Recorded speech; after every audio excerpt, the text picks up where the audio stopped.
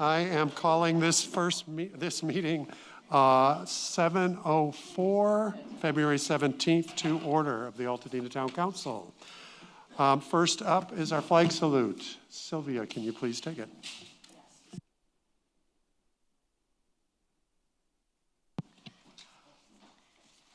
Good evening. This evening's flag salute will be done by Lauren Garnett. She is a Thorogood Marshal class of 2020. She founded and serves as a president of the Women in Business Club, which provides support and mentorship to young women pursuing careers in business and entrepreneurship. Additionally, she holds the position of president of the Model UN Club and is an active member of the Black Student Union. In 2025, she represented Marshall as the American Legion Auxiliary Girls State Delegate. As a student athlete, she played on the girls varsity volleyball team and contributed to the team's success as the 2025 Mission Valley League champions. She has volunteered as a team manager for our football team, boys soccer, and boys volleyball. In the community, she has supported Girls Inc. in their marketing department, and Lauren is currently anxiously awaiting her college acceptance results. Lauren, we welcome you.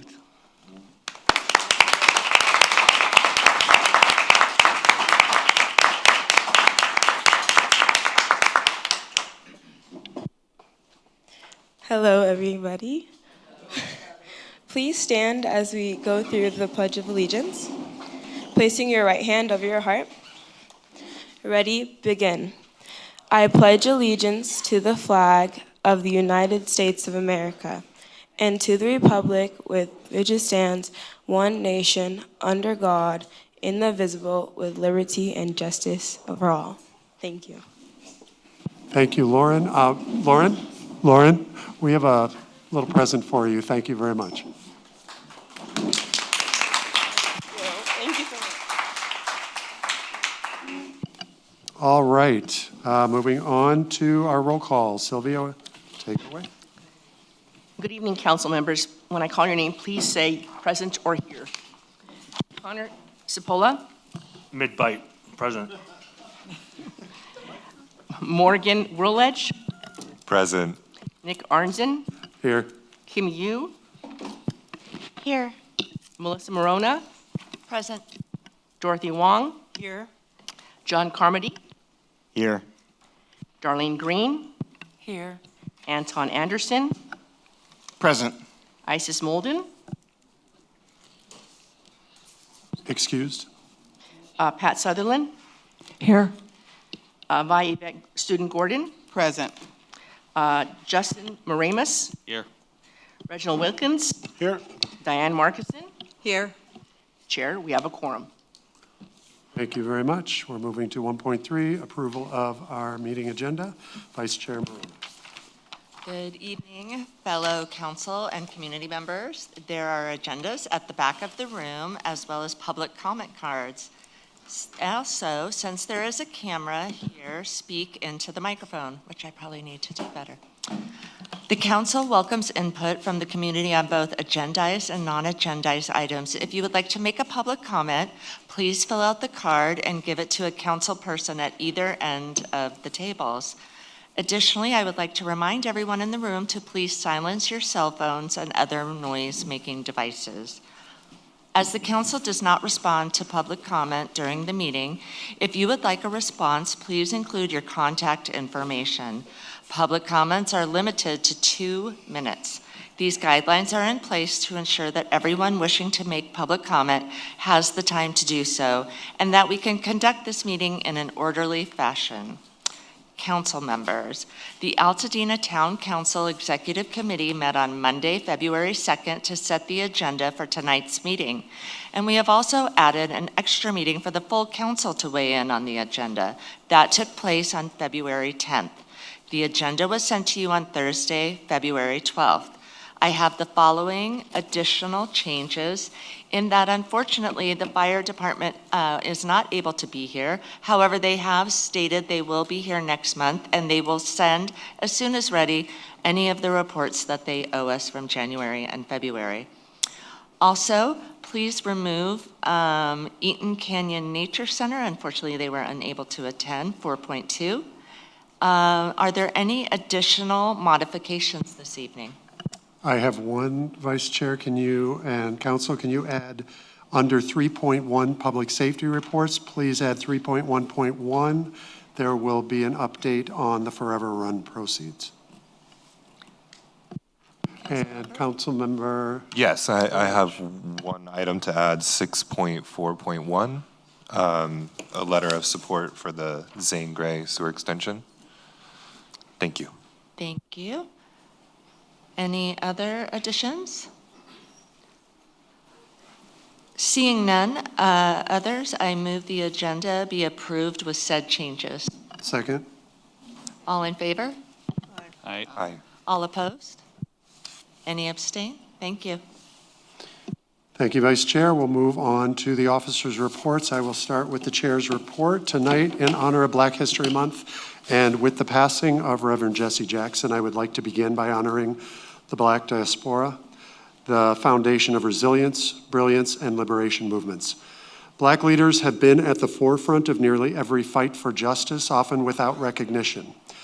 Yet we must also recognize an undeniable truth. The wealth of this nation, its industries, institutions, and economic power was built on the unpaid labor and forced servitude of enslaved Africans.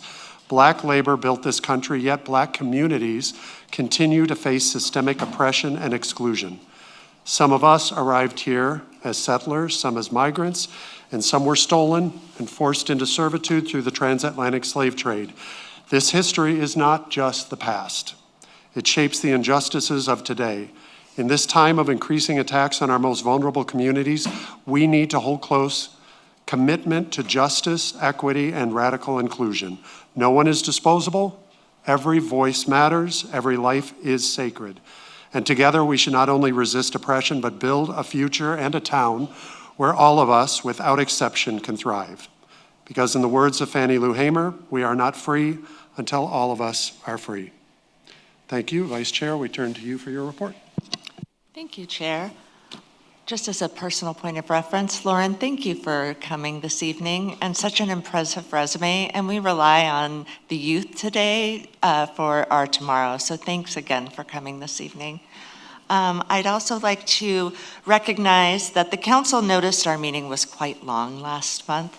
And as such, we have implemented this clock so we could keep ourselves on track. For those who are presenting or giving public comment, ensure that your time limits are met or we will make sure the alarm goes off. We must also be cognizant of those who are working here late at night, and we thank the Community Center for allowing us to be here. Council members, please keep your questions direct and succinct. So maybe down to like one sentence instead of 4, unless it really is necessary. And we also would make sure that those presenting keep to the time limits given. I truly appreciate it, and thank you for allowing me that indulgence. Thank you. We'll go to the recording secretary, Councilmember Vega. Council members, I sent the January 2026 meeting minutes on Saturday, February 14th for review. Since then, I've received no changes to the minutes, so I'm going to open the option for any changes. Yeah, Madam Secretary, I did send you, I'm sorry I wasn't able to review them then, but I did before we got here. There was two things. One of them, my name was spelled incorrect. Okay. And the other one, Connor had second approval of the meeting agenda. And that was it. Okay, so hearing those two changes, I'd like to make a motion to approve the January 2026 minutes as presented with those two changes. We have a motion. Do we have a second? Second. Thank you, Vi. Sorry, Anton. All right, we have a motion and a second. All those in favor? Aye. Opposed? Any abstentions? Was everybody here last month? We were. All right, unanimous. Thank you. I'm moving on to Treasurer's Report. Councilmember Green. Good evening. The Altadena Town Council is a volunteer organization that relies on your generous support of our community and basic for operations. At this time, we'll pass the donation can around. When it reaches the end, please pass it back up to the table. Thank you for your continued support. We are happy to announce that we now are accepting Zelle. If you look in the back of the room when you leave, there is a frame that tells you how to send us Zelle payments at donations@altadenatowncouncil.org.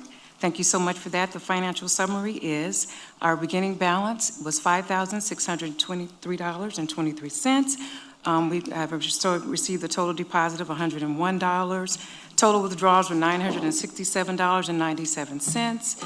This left us with a balance of $4,396.27. This concludes the treasurer's report. Thank you. Corresponding Secretary, Councilmember Yu.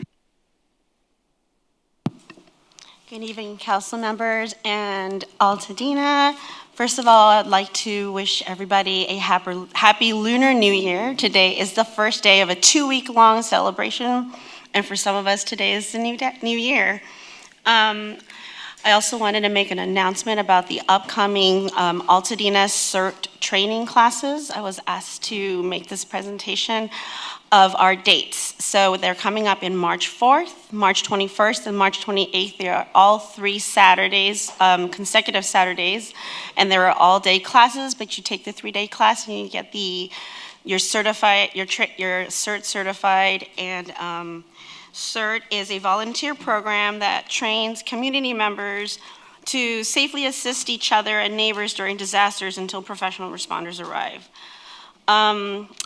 Next, we also, over the last month, the council members have reviewed a letter that for the support of the Eaton Fire Trails restoration, and Councilmember Wong will be reading that letter. Councilmember Wong, if I might add, typically the council does not like to vote digitally. We like to go through a process where we can vote publicly. We'll be reading the letter, and then I'll read the results of that vote.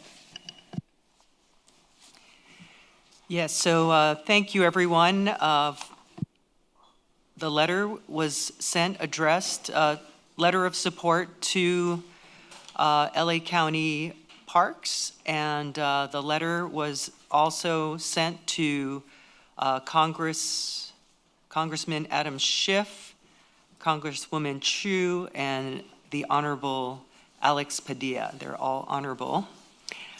So on behalf, dear Senator Padilla and the rest, this letter of support, the Eaton Fire Trails Restoration, Altadena Crest Trail, and Eaton Canyon Natural Area Trails for the year of 2027 federal appropriation funding request. On behalf of the Altadena Town Council, we are pleased to express our strong support for the County of Los Angeles Department of Parks and Recreation Fire Trails Restoration Project and the Altadena Crest Trail and Eaton Canyon Natural Area Trails as part of the FY year 2027 federal appropriation process. The Altadena Crest Trail and Eaton Canyon Trail System are among the most heavily used recreational resources in our community, providing access to nature, recreational regional trail connectivity, and critical emergency routes. The 2025 Eaton fire, followed by several storm events, caused widespread damage to these trails, including the slope instability, trail washouts, damaged drainage systems, and hazardous conditions that have limited access and created ongoing safety concerns for the public. The restoration efforts address the remaining complex and high-priority repairs needed for full reopening and stabilize the trail system. Proposed improvements such as rebuilding damaged trail segments, reinforcing slopes, reinforcing drainage, and the installing of long-lasting infrastructure are essential to ensure these trails can safely serve the community well into the future. The project's integration of conservation corps crews for restoring and revegetation also support local workforce development while enhancing ecological recovery. From the community's perspective, this project is vital to Altadena's wildlife recovery and long-term resilience. Restoring safe access to these trails will support outdoor recreation, community health, emergency preparedness, and environmental stewardship, while also ensuring that the rebuilding efforts reflect the lessons learned from the recent wildfire impacts. The Altadena Town Council respectfully urges your support for the fiscal year 2027 funding request. Thank you for your continued commitment to California communities, wildfire recovery, and equitable access to public lands.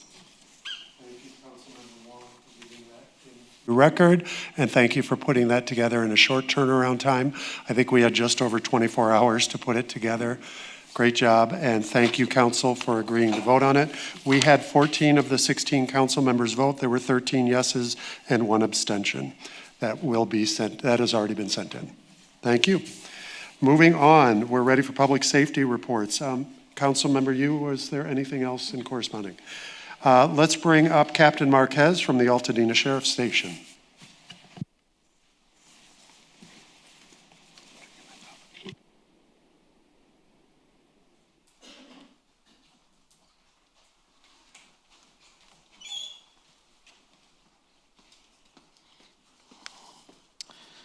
Good evening.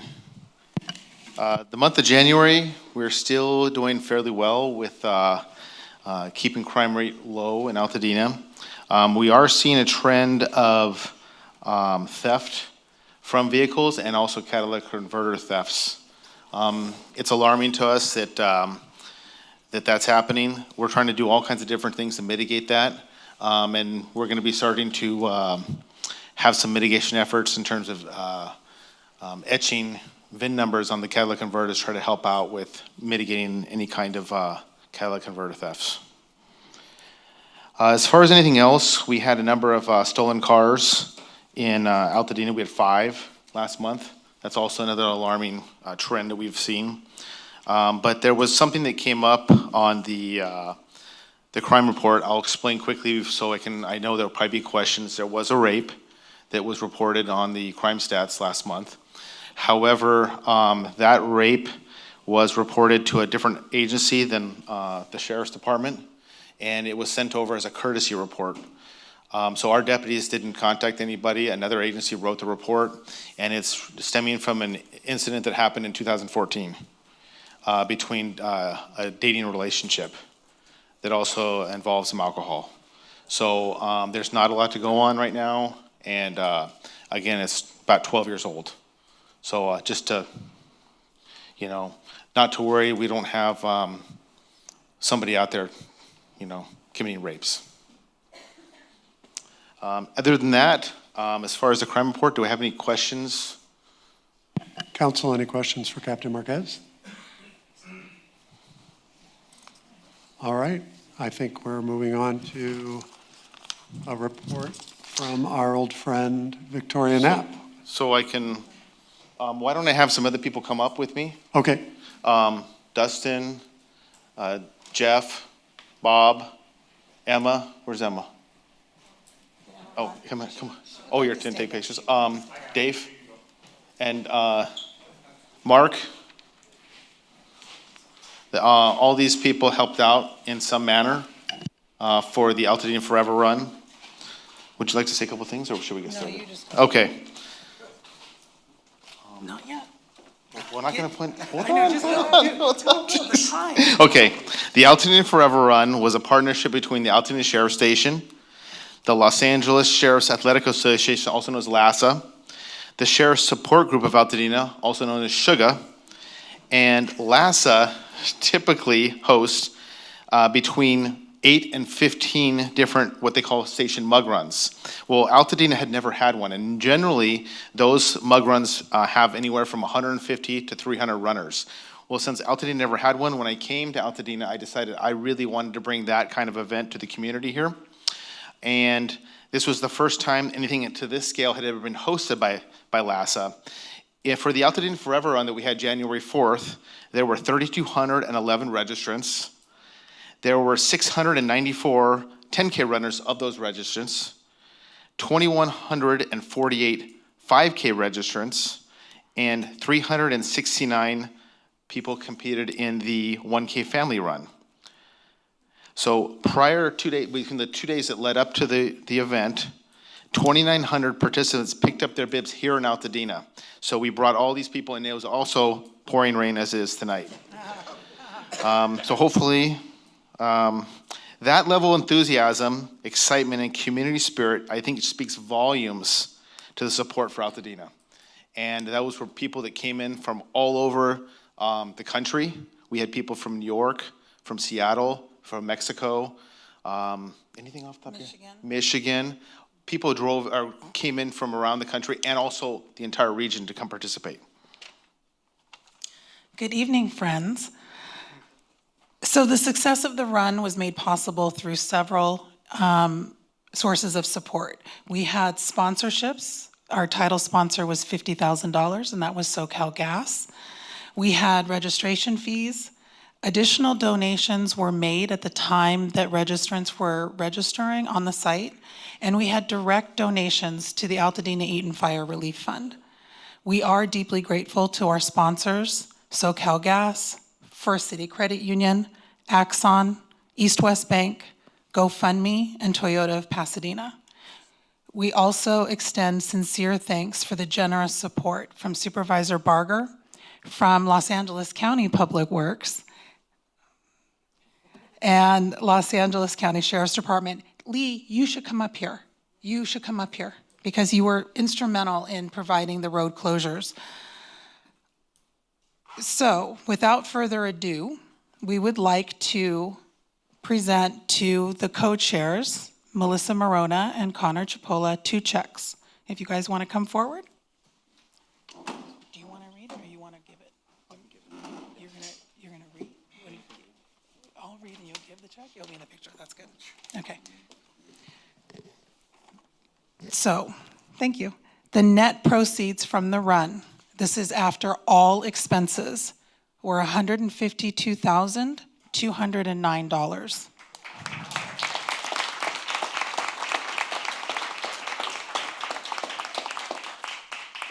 If you didn't know, we are sharing the proceeds with the Sheriff Support Group of Altadena. 67% of those proceeds are going to the Altadena Eaton Fire Relief Fund, and 33% are going to Sugar. We're here to present 2 checks. The first check, which represents proceeds from sponsorships and registration fees, is in the amount of $102,047.32. So let's present that one first. You want to come front?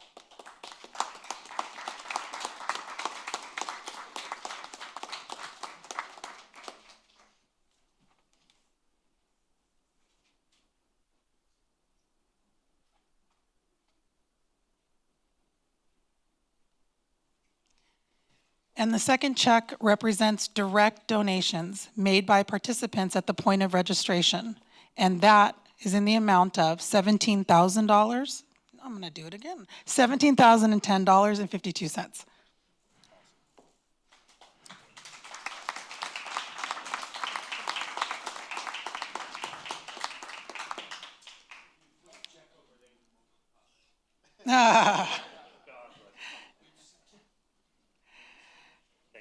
In addition, and I think this is extremely exciting, the fund received $29,428 through direct donations associated with the run. In total, the Altadena Forever Run contributed $148,485.84 to the Altadena Eaton Fire Relief Fund, which everyone in this room might know is the only direct granting funding source for Altadena fire survivors. I will now turn it back.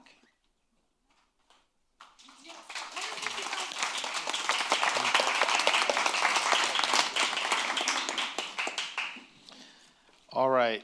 Due to the overwhelming success and community support, we'd like to share that registration for the Altadena Forever Run, the second run on January 10th, 2027, is now open.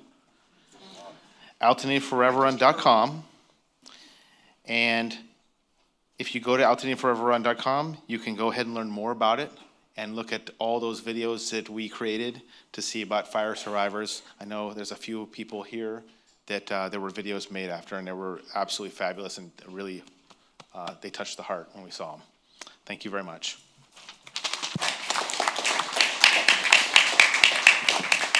Thank you so much. What great news. Appreciate that. All right, Officer Keller, you're going to have to try to beat that. California Highway Patrol, come on up.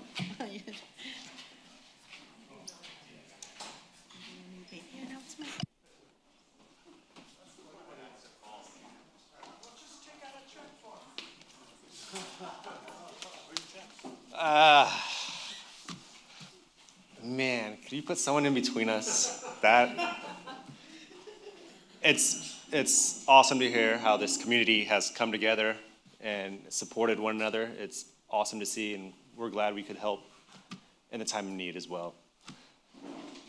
Oh man, that's awesome.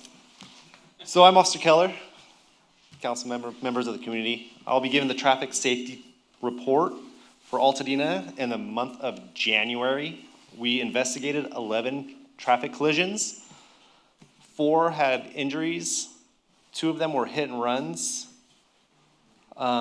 This month we had a couple interesting crashes. There was 2 vehicles versus bicyclists.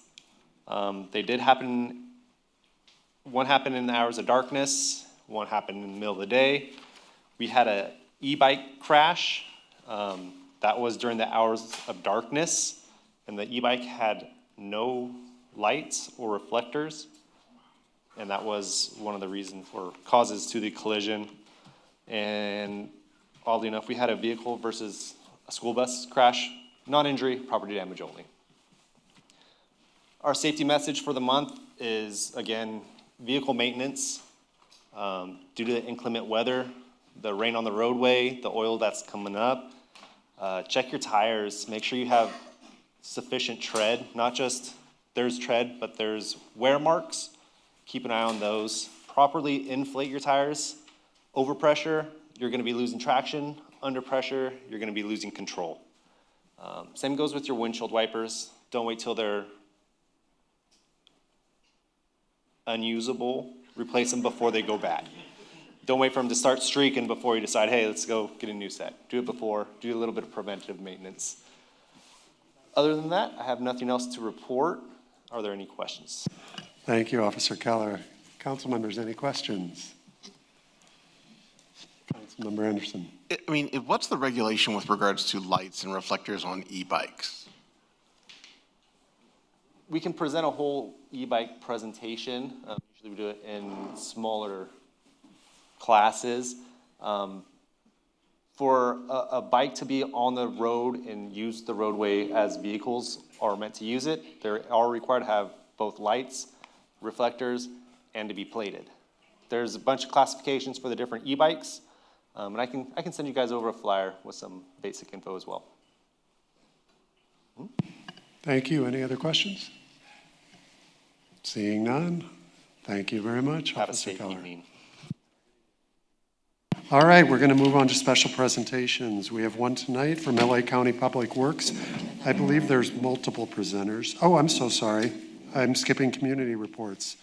Guillermo, are you here? There you are. First up for Parks and Rec is Guillermo Portillo. And Guillermo, I'll let you go ahead and introduce the presenters after you, if you're good with that. Sure.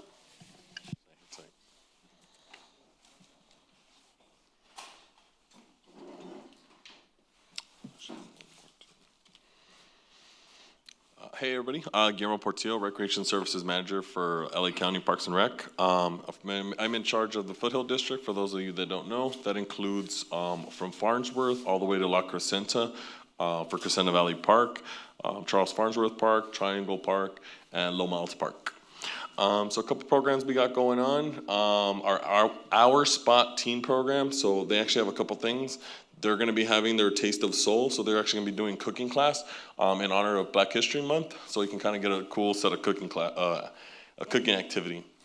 And then they're going to be going to their LACMA field trip, so that's also going to be on the 28th. That's going to take place from 11 a.m. to 2 p.m. So if you know any teens, tell them to stop by Loma Alta Park, and we can get them registered for our program. They're also going to be having their March Madness tournament. So if you guys know any great basketball players that are teens, we definitely want to recruit them onto our program. The way it works is basically the entire county department hosts a tournament at Loma Alta Park. So representatives from other teen programs are all going to be there, and they basically do their bracket for the program. Everybody plays after school, takes place from 2:30 p.m. to 6 p.m. We also have our Tiny Tots program. That's our regular 9 a.m. to 12 p.m., which concludes May 7th. This is going to be their last week before they get a little bit of a spring break in between, and then they'll continue off. For our senior program, we actually have aging and disabilities, and their program takes place from 8 a.m. all the way until 2 p.m. Next one. A couple of park events we got going for the next few months. We have Lunar New Year. That's going to take place February 27th. Then we got Spring Jubilee, March 27th from 3 p.m. to 7 p.m. Parks at Sunset from 4 p.m. to 6 p.m. Pride at the Park from 4 p.m. to 6 p.m. So all of those events all take place on Fridays. Those will all be at Loma Alta Park. And then some core partner events we got going on is we're going to have an Altadena community walk. That's actually with the Hands in Soil program. They're going to have a bit of a walk, a memorial walk, and then they're going to have some music and a little bit of refreshments. Then Central Altadena Little League is going to be hosting their opening day on the same Saturday, so that's going to be taking place from 9 a.m. to 12 p.m. Be sure to support them. They're going to be selling refreshments that day. And then one that I didn't include on there is actually the Altadena Library. They're going to be having their Poets Reading and Public Workshop. That's going to be February 21st from 11 a.m. to 1 p.m. and then February 28th, 2 p.m. to 4 p.m. And then if you guys are interested in any recreational classes we got going on for Loma Alta, we have Miss Badon's tennis classes. They go all the way from Monday to Saturday as early as 8 a.m. all the way up until 6 p.m. And then we have a new class, which is the Eye Candy Fitness classes. She's got Mondays and Wednesdays, and also on Saturdays. That's more for adult classes. Then we also have our Urban Ballroom Dance. They're going to be taking place every Saturday from 9 a.m. to 10:30. And then Soul Sisters Line Dancing. They've been at our program for years. So they're on Thursdays from 6 p.m. to 8 p.m. And then on Saturdays, 11 a.m. to 1 p.m. And if you guys are ever interested, you guys can always scan the QR code. We'll take you straight to all our contract classes. I also left some flyers there for everybody. And then if you guys are interested in contacting for any information, please feel free to take down my email. One thing I wanted to mention was we have a new supervisor who's actually replacing Alejandro Miranda, who was at Farnsworth Park. Her name is Vanderlyn Williams. Okay. Thank you, Guillermo. Before we move on to the other part of the parks, are there any questions from council members? I will start with, it's more of a clarification, and Guillermo, I may be putting you on the spot because you might not know the answer, but I received a satisfactory answer. First of all, Parks is hosting the senior center, and that's amazing to have at Loma Alta Park. But there were some programs, one in particular, that there was concern from seniors that was being dropped. I have an explanation that's satisfactory. Do you know anything on that? I just wanted to make sure people knew. So that you are aware, the way that it works is the Aging and Disabilities is a county department, but it's separate from the Parks and Recreation, so we just provide the facility for them. So all the program and everything that has specifics would actually go through them. Great. I was just trying to have your back because what came to me were 3 different seniors concerned with Parks and Rec dropping those programs, and I was clear that it wasn't dropped by Parks and Rec. Correct. And that it was budgetary and it's reviewed after a year, so it had nothing to do with Parks and Rec. Correct, but it would go specifically with the Aging and Disabilities staff, and they actually work there from 8 a.m. all the way to 5 p.m. And I think they actually worked something out with the class in question. Awesome. Any other questions? Go ahead. If you need a judge for the Taste of Soul cooking class, I will hold myself. Awesome. Thank you. I think we all will. Any other questions? All right, thank you. And then we'll bring Would you like to introduce your colleagues coming up? Yes, Robert Nava, who's a project manager for Charles White, and then Richard Smart.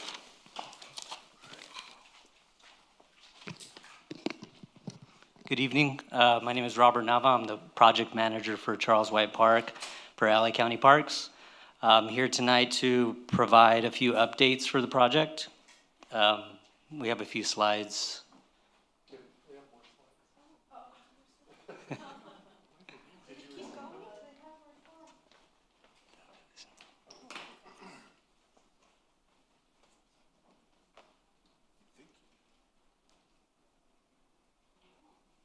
It should be a different file.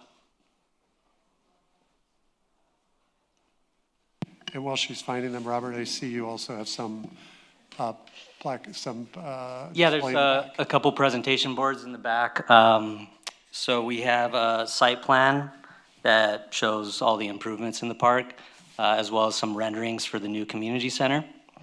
If we don't have the slides, I can just briefly talk about some of the other updates.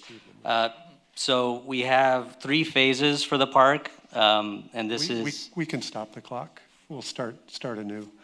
We do have the slides. Okay. We'll just take a moment to find them. Right. Maybe if there's any questions in the meantime. You found them? Great, we're bringing them up. Thank you. So, yeah, so tonight is just, providing a few updates.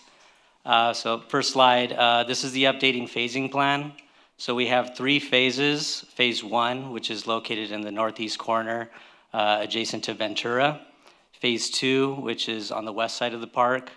And then phase 3 on the southeast corner, adjacent to Mountain. So phase 1 and phase 2 was pre-Eaton Fire. And so those phases are set to begin soon in spring of 2026. And then the phase 3, which I'll talk more about tonight, is in response to the Eaton Fire. And that includes the loss of the play area and existing restroom facility. So next slide, please. So the phase 3 outreach and engagement, we're really excited to announce this. We're working with Concui Design Initiative, KDI, and they'll be leading this phase 3 engagement. And so I'll just quickly go through some of the outreach efforts. So in February, we have a series of pop-ups that are going to be focused on families, youth, and teens. And they'll be in various locations throughout Altadena and Pasadena. In March, we have our first workshop, and that'll include kind of demystifying the process, grounding, and also just getting some preliminary feedback from the community on how do you play. In addition to the first workshop, we'll have additional pop-ups that are going to be focusing on community leaders and seniors. In April, we'll have our second workshop, and that'll get more into the concept design and a little bit more on hands-on activities to inform that process. In May, we have workshop number 3, which will present the final design, and it'll also be paired with additional community workshopping. Can you go back? Sorry. Yeah, all the workshops are going to be located at Fair Oaks Burger. We don't have exact dates. As you can see, we have like 7th or 14th for workshop 1, 11th or 18th for workshop 2. So as we move forward and really nail down the dates, we'll make sure to update the council, and hopefully you can provide that update to the community. Next slide, please. So the proposed timeline is, as I mentioned before, so groundbreaking phase 1 and 2 in spring of 2026. And then groundbreaking for phase 3, which includes the play area and community center, in winter of 2026.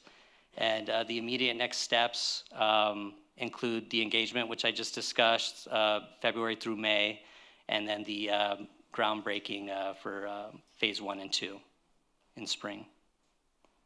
And that's about it. Any questions? Great, thank you very much. Councilmember Anderson, I bet this is your census tract. You probably have a question.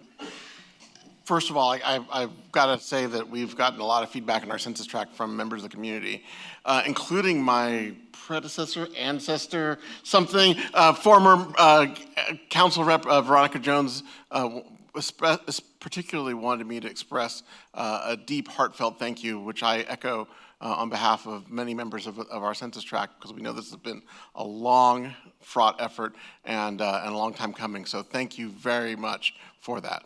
Thank you. So that was one. Quick, other question. I know these workshops are happening during the day, 12 to 3 is what I saw earlier. Are there going to be any outreach or things happening, outside of working hours? Yeah, so I think the point of the pop-ups is to try and capture, as many community members as possible.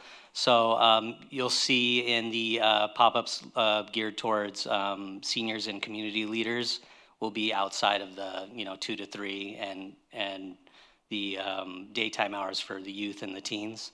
So we don't have like all the details yet for every single pop-up, but as soon as I get those details, I'll share it with you and also communicate that concern or focus to make sure that we're targeting everybody. Fantastic. Thank you again for such hard work. Thank you. Councilmember Markison. Yeah, just a quick question. I saw that you had, one of the items was present final plan and workshop. And would that be something also that you can come present to the town council when you're, so that everybody can see it and it'll be online and everything? Absolutely, and Once I you're done. anticipate actually, hopefully presenting additional progress as we go through. This is a 4-month process shown here, so anticipate that we'll be back. Councilmember Ramos. Just, are there anticipated completion dates for the 3 phases? So phase 1 and 2, the plan is to finish everything together and have a grand opening. But phase 3 is very early in the process right now. It involves a community center, a lot of community engagement. So once we start phase 3, we'll have a better understanding of when that completion date will be. Vice Chair Morona. I know last time you guys came, last month, you mentioned that you will continue to use the input that the community's already given. But if you could just reiterate that again, it's the greatest question I get asked whenever I asked about Charles White Park. Will all of that work continue to be used? And Absolutely. I mean, the design and development of phase 1 and 2 is a direct result of that engagement. Phase 3 is, because it's post-fire, we're kind of starting over for that portion of the park. But we've incorporated and heard the community and, to the best of our ability, try to include everything that, that we've uncovered through the engagement. For those still out of the area, is there a way to engage with you to put their concerns and their questions out that might not be coming back for any of these? Are you saying from tonight, in response to tonight? Just digitally, do you have any way of people to go online or put in their thoughts? Online, not necessarily, but I've included my contact information on flyers, and I could leave my contact information today. And if there's any additional questions or follow-up, they can reach out directly to me. Thank you. Councilmember Whirlich. Thanks for being here. I was just curious, you mentioned that there's pop-ups in February, and it's February 17th, so I'm just curious if there's a list of those pop-ups or if we can get them out to the public so that people are aware of where they're going to be happening. Absolutely. I wanted to keep it concise today, so I'd include everything, but we definitely have a list that I can share, and you can distribute it, and yeah, Great. absolutely. Thank you. Council members, any other questions? Thank you so much for coming tonight, and look forward to looking closer at those. Thank you. Moving on to our special presentation. We have LA County Public Works. I think Charlene Contreras, but is there anybody else with you, Charlene? Just Charlene, that's good enough for us, about construction hours in Altadena. Hi, good evening, and thank you, council members, for giving me some time to talk to you and your community. I was here 4 months ago talking to you then about the noise variance and talking about what the variance was at the time and the need for an enhanced variance just to help with the rebuilding, to help that speed up a little bit. We did take a survey at the time. You guys really helped push out that survey. And so I'm here to give you the results and let you know what came of that. So you can go here. So just to recap, and I'm with Public Health, not with Public Works, but work very closely with Public Works in the rebuild. So typically, normally, noise, construction noise in particular, cannot take place Monday through Saturday between 7 p.m. and 7 a.m. So there's absolutely no noise and no noise on Sunday, no construction noise on Sunday. But in 2025, last year, after the fire, the board directed us to grant a variance allowing construction work or demolition work to be done on Sundays as well. And so this next community survey went out to see if there was, just to kind of take the temperature to see how and those. The first survey went out on October 20th to residents and to get their feedback.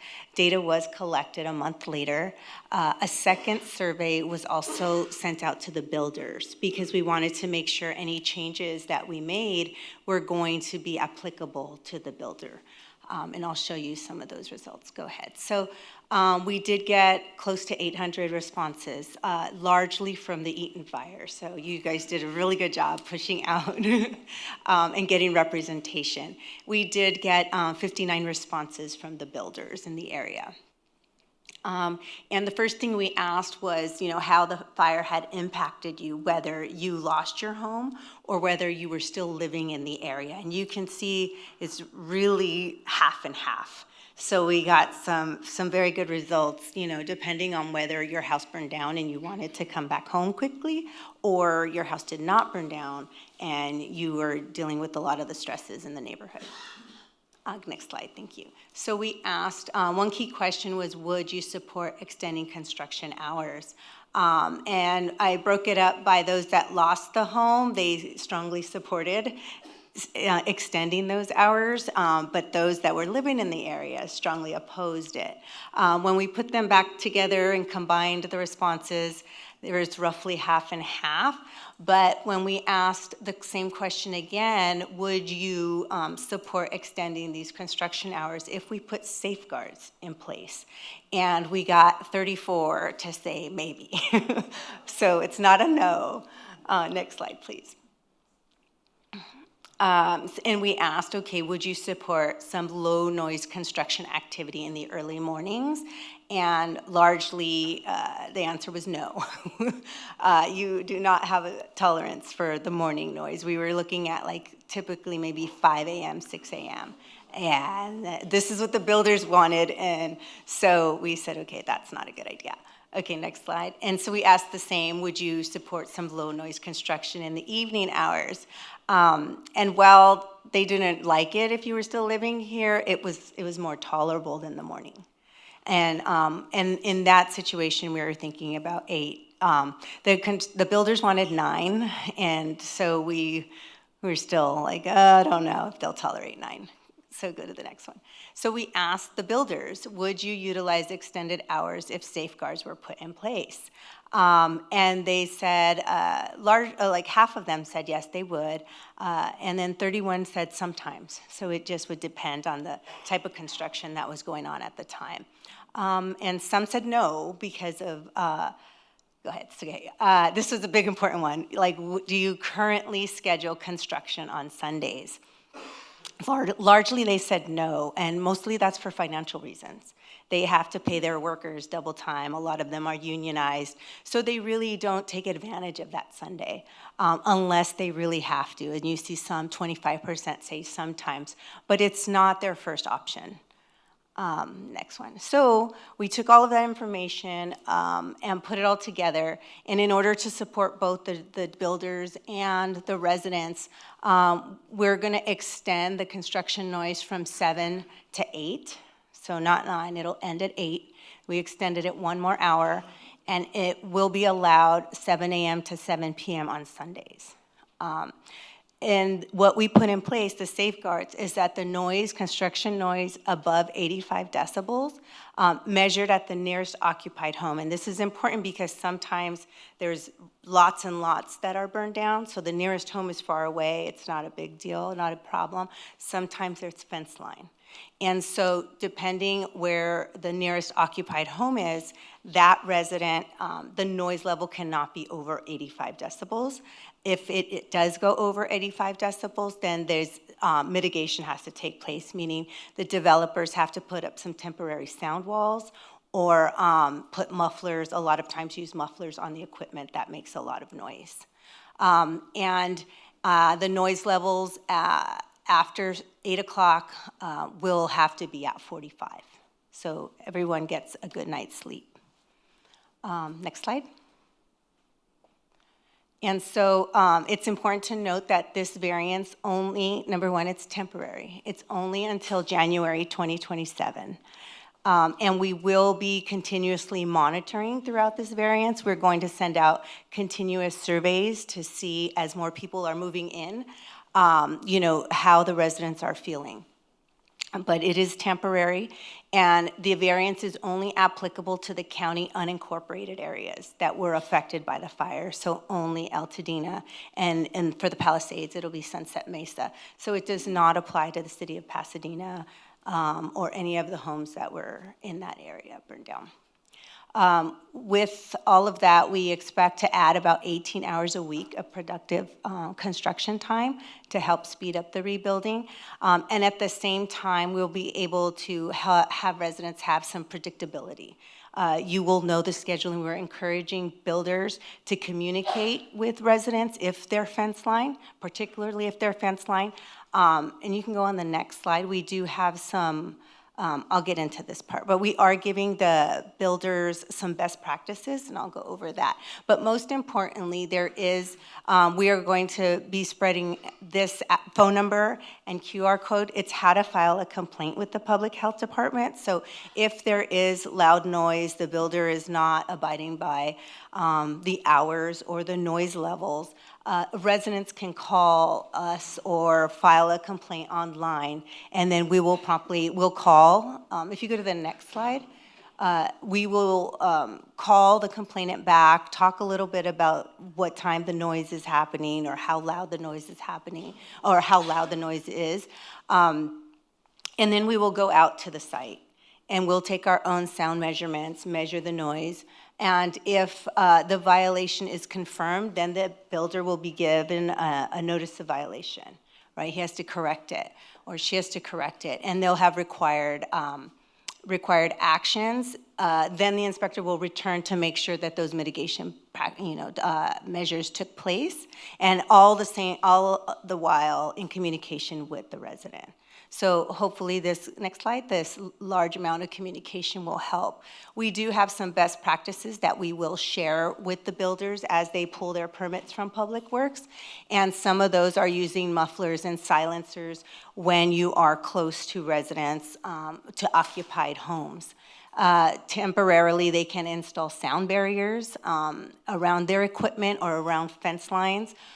They could avoid some high density noise. Like, this is the communication with the resident. If the resident goes to work at a certain time, then we'll schedule those loud activities when they're gone. So it's going to require a lot of communication between the builder and the residents, especially if they share a fence line. Most importantly, the residents said to relay to the builders to keep their music to a minimum in the morning. They complained a lot about the. We'll be giving these out, like I said, once we'll be distributing them to the once they pull their and so we will have outs for the public back for your next community meetings. We do have these kind of handouts online, and they just have the information for the tenants or the residents about how to contact us if it's loud. We do have some examples of how loud decibels are, so you'll see 85 is the maximum decibel when they're working, all the way down to 45 when everybody goes to sleep. Any questions? That's all I had to show. Okay. First of all, thank you, Charlene, and I'll keep remembering that you're a messenger. So thank you for being the messenger. So many questions, but I'm going to leave it to the council because I'm more than confident they're going to cover whatever questions I have. I'll start with Vice Chair Morona. Thank you so much for coming, and we appreciate all the data. It's important. I know that in my census tract, I'm up against the foothills there. I'm right up in the canyon. And so there's a great concern in the areas of like Cheney Trail, the Meadow thing, Lavinia. Sometimes 85 decibels in that area feels like a lot more than that, given the fact that there's reverberation. How can residents put in their 2 cents now that you made that?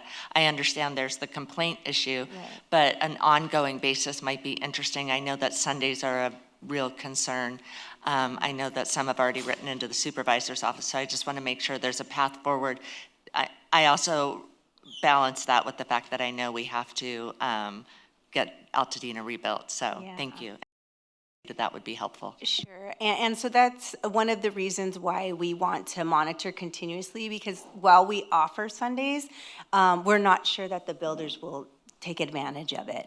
And so we have promised, maybe in a month or two, and then again in the summer, to just keep taking temperatures of where builders are, where residents are in the development, because we're also not sure, how fast the building is going to happen. We're trying to help speed it up, but it does take money and residents, and there's a whole lot of other logistical stuff in place.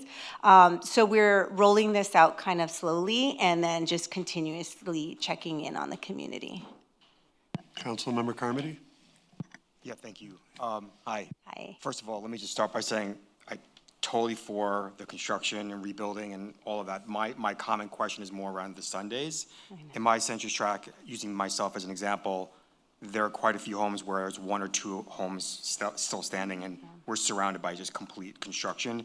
So 85 decibels can be, or even less than that, can be very, very loud, especially if you're right up against, and we're surrounded by homes that are being built. How do we communicate to people in our census tract, like what does 85 decibels mean? Because for certain people, it could be more or less depending on how close or how much construction is happening. So I'm just curious, like, how do we communicate that back to them, saying, depending on their situation, especially for a lot of homes that are literally surrounded by construction, which again, I love and I'm so happy to hear it, but especially more so on a Sunday as an example. Right, and then, 9 months in, you might not want to hear it anymore. But we do have, on our handout, we do have an example of what 85 sounds like, and we're not, anybody can call us, and we can talk on the phone and we'll explain. We can even give the tenants or the residents that are still there some ideas on how to mitigate it inside their home, but we didn't want to put that burden on the residents themselves. We wanted the builders to, take responsibility for the noise that they're causing and try to mitigate it before we put the onus on the residents that are still living there to help drown out the sound. But there are ways that we can even come to the home and show you what you can do inside your home. It's very site-specific, like you're saying, depending on where the construction is, where the house is facing, whether they have double-paned windows, single-paned windows. And so we would offer that consultation, too. Thank you. Councilmember Maramas? Yeah, thank you. So piggybacking off of that a little bit, so from the perspective of noise, it's sort of like a cumulative issue. When you're surrounded, right, if someone files a complaint, there's an 85 decibel, let's say, breach, how do you deal with that as a measurement, knowing that maybe it's not coming directly from one construction site, it's coming from 6 construction sites, and the cumulative noise impact is above 85, but an individual construction site maybe isn't breaching that threshold in and of themselves. And the second part of that on the enforcement for this question is, I think the last update that I looked at said there's about 700 or so homes under construction right now. I think at the last meeting we heard it would be something like 1,500 at any given time. Just practically enforcement-wise, if people do complain, is there a plan for how it would be feasible to actually enforce those mitigation measures? Sure, and so one of the things Public Works is doing is giving them to the builders. So builders will have 10 houses, 20 houses. They have multiple houses that they're working on and in different phases. For us, to answer your first question, if it is cumulative, by taking the measurements and seeing who's building, we will cite them all. And then they would all have to take action to lower their noise together. But going back to, the developers, we had 59 developers respond to us, and we do know, according to Public Works, they can tell us what projects certain developers are working on. And so we would just do a blanket, like if I'm dealing with, Smith Construction, we already told you the last couple houses that you needed to keep it down. And then they learn when they get fined. Thank you, Councilmember Martin. Some of what I was going to ask is what Justin asked, but I also, for enforcement, do you need to hear it? I mean, often with the county, they have to come out and actually hear it before they can cite somebody. So are you going to be citing on Sundays as well? Do you have a plan to have folks come out and inspect? Yes, we do. Yeah, we do. And we do have people that work 24 hours. So, and these complaints that we're launching right now for Altadena noise are high priority for public health. Okay, that's great. It's new. Councilmember Worlidge. Thank you. The data is amazing. So first, I just want to say, great job on collecting all that data, and it's really amazing to see direct community input like that into something like an issue like this. One question that I had is, so if the threshold is 85 decibels and a builder is able to put up some sound mitigation, but they still don't meet that threshold, would they still be cited after that, or would there be a continued effort to try and add to that mitigation to bring it below that threshold? They would be cited. They would continue to be cited, and our code allows us to cite for every day that they're in violation. And so, again, though, we would offer our consultation to the builder as well, not just leave it up to them to figure it out, but we would, the sound walls, they can be a little pricey, but they work very well. And so it would only be during this loud parts of the construction. A lot of the time, the construction is, every piece of it is not loud. It's mostly the framing that can get very loud, and then the concrete pour takes very, very long time. So there's only some key areas that we are really concerned about, but that's where we're hoping that the developer will be communicating with the residents, especially if they're right next door, to let them know this is taking place on this day and this day, and then maybe the resident could have some options. I'll move on to another council member. I just wanted to remind the public, I saw a few hands. Typically, the structure of these meetings, you're watching an open meeting, so you're watching us have discussions. We do welcome public comment at the end. There are public comment cards on the back, and I assume Charlene will stick around to be able to hear those comments and perhaps even have discussion with you after the meeting. I'll move on to Councilmember Anderson and then Chipola. Many of my questions were answered earlier, but just to drill in a little bit. So what is the turnaround time from a complaint to an inspector to assess that the complaint happened? So when we receive the complaint, either by phone or on email, within 24 hours, we'll contact the person that's complaining to find out what is happening, what time, get some of the details. And then we could be out, depending on if the complainant says it happens in the morning, we can be out within another 24 hours. So looking at about 48 hours. Thank you. Councilmember Chipola. So the cost to a builder is the cost to the resident who's Right. rebuilding, right? So you said they're pricey, these mitigation efforts. What is the ballpark additional cost for mitigation efforts to a rebuilding resident? So sometimes, depending on the equipment they use, sometimes it's easier to, when they use like electric equipment as opposed to diesel equipment. Whether they have that on hand or not is an issue. They could rent it, but anywhere maybe between $20,000 to $25,000 I've seen them spend on noise. So residents that are rebuilding could face $20,000 to $25,000 additional cost because of this effort. They may, if planned well, yeah. Councilmember Stewart Gordon. And send that information to the chair, that the chair can send it out to us, so that way we're going to have it and be able to answer questions from the residents. Oh, for sure, yes. We have all the slides. We'll be sure to share them with the full And, council. and I'll send you the handouts as well, so you can. And we'll choose the ones that will be appropriate for our website as well. Okay. Councilmember Yu. I have two questions, actually three, but one was, I think, answered how long does it take for enforcement to happen, which could be problematic given like the time and duration, which kind of leads to my other two questions. What if the background you mentioned is 45, exceeds 45 and you're expecting to be 45? So how do you manage that? One, and then two, for the 85 decibels, is there like a duration before it becomes a violation, or is it at any time, any one given point? Usually for noise ordinance, there's like a duration of how long this has to happen for. And then did I hear this right? Who gets cited? The homeowner? Oh, no, the builder. Okay. The builder. The builder will get cited. That's a quick answer. The duration of 85 is for 15 minutes duration, but if it is, and there's a formula, so if it is like 95 or 100, that's for 1 minute or 2 minutes. So depending on the noise level, there's a duration of time. And your first question was about 45. If the background is greater than 45, sometimes that happens and closer to the busy streets, but we'll take the background noise. Councilmember Chipola. My apologies. Is there any investigation of grants or subsidies that would prevent that cost from being passed on to residents? of mitigation efforts? No, we're hoping that just explaining to the builders as they pick up their permits, some of the best practices, that they would be able to see where they're building and who they're building next to. We anticipate around the summer, or when it goes up to like 1,500 people that are rebuilding, that it's gonna get a little worse because more people are coming back. That's why we're gonna keep taking temperature. Council, Councilmember Wong, did you have one? Sure. So back to mitigating noise. And I think what Connor was also talking about, I was just thinking about the California Air Resource Board.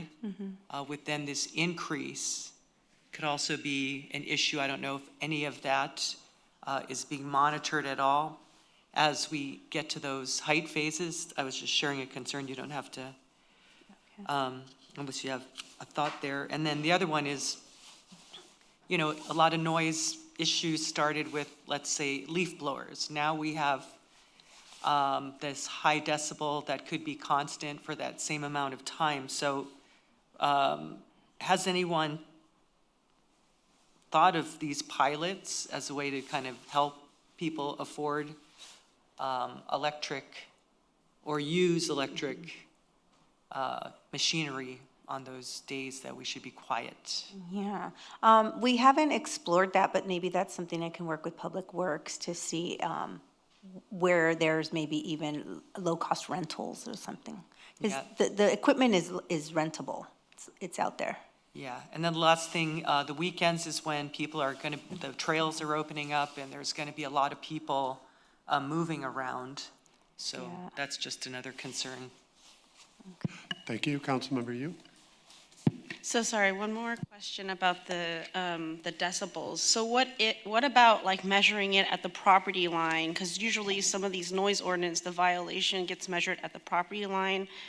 So it's like it exceeds a certain level of the background at a property line. So why are we waiting until it gets to my home? I mean, I don't live there. Actually, my home's not. Yeah, anyway. Why does it have to wait and get 85 decibels at my property or at my residence when certain other noise ordinances are actually measured like at the property line of the offender or the person who's making the noise, right? Yeah, so our code really specifies it's at the recipient. So at the home, at the person that's having the problem, not at the source, because that source can be 95, 100, but because there's trees, there's bushes, there's sound walls, as it passes through and gets to the recipient, it gets lowered. So it's always, the law is always at the recipient. Thank you. Councilmember Carmody? Sorry, I have just one more question. I'm still slightly confused. So just if there's areas, again, our census tract is an example where there's a lot of pockets of like one or two homes that are still standing and they're surrounded literally by construction, which again is a great thing. But if they're surrounded and the noise, I say specifically on Sunday, and they're surrounded by contractors who are all working on a Sunday, who do they go to? Like, who is the person? How do they start that process of saying, hey, you've exceeded that 85 decibel? If they're surrounded by who owns that, right? Where does it start? And are they all going to get cited? Or are they all, because one will say, well, it's not us, it's the other four homes being built, right? Talk to them. So I'm trying to understand how that process works, because it'd be very confusing for the homeowners who are literally surrounded and trying to figure out who they go to first and who gets cited, because they're all going to point the fingers at somebody else. Right, so the homeowner would contact us, and then when we go out, we're gonna see, we have instrumentation, we'll be taking measurements probably at each four corners, as you're saying, on the property line, where it's coming from, where it's loud, and we would talk to all of them. And so even if some of the contractors are not making noise, we can go give them a warning and say, hey, we're out here. This is a lot of cumulative noise, whether you're making the noise right now, whether you're violating the code right now, or tomorrow when I'm not here, I'm gonna put you on warning. But we do have those measurements, those equipment, and those that are elevated. And then we could see what they're doing, right? If they're framing then most likely it's you because you're framing. So there's a lot of dynamics that we take into consideration. Thank you, I appreciate it. We're going to wrap these up, but that definitely puts out a warning on while I appreciate Altadena is nothing if not opinionated. This would be an instance where I wouldn't encourage anyone to approach the construction sites. Right. Last question for me would be, you mentioned a March survey. Yeah. What is the content and intent of that March survey? We were thinking that, maybe towards the end of March, early April, we would ask these questions again. Are you being impacted by the noise? Are you living now in the community? And then some people didn't get the opportunity to take the survey, and they wanted to. And then you would entertain changing the ordinance. All right. Thank you so much for coming, for delivering news. Okay. I'll just leave it at that. Thank you. Thank you. And, I'm moving on to our committee reports. We're going to start with land use and our chair, Vice Chair Morona. Thank you. The Land Use Committee met at the first Tuesday of this month. We did discuss something that is important, I believe, to bring up to the public, and that is the Procedure A modification requests. You may be receiving these, typically whereby something needed to come before our land use was a conditional use permit, perhaps for a setback that had changed. The Board of Supervisors had passed in September of 2025 the Eaton Fire Disaster Recovery Interim Ordinances to be able to speed up the process by which people are able to build. Things like setbacks and minor modifications are now directly going through, but neighbors are being notified by these Procedure A notifications, as well as the town council will be sending out through the Altogether block captains these notifications to those affected. So please take a look at those, and if you have any questions or need to write in, the information is within those notices if you are concerned about the variance. So, and if you have any questions, just come to your census tract town council person and they'll be clear as mud on how to get through to that. But no, we do want you all to be aware that those are happening and that you are able to push back a little bit if in case there is a concern. So moving on to the next issue, we are bringing up action item of Council members Vega and Markerson will bring forth for a vote today their CUP. Okay, so this is a project to have a temple and learning center, Buddhist temple and learning center in a R1 residence. And so we have done our due diligence as far as reaching out to the neighbors in the area. This is on McGuire, which is a private road off of Altadena Drive by the wash. So Sylvia, we've gotten some feedback from some of the residents that we will let you guys know of. The applicant is not here tonight, by the way, so there will be no presentation from them. But go ahead. Okay.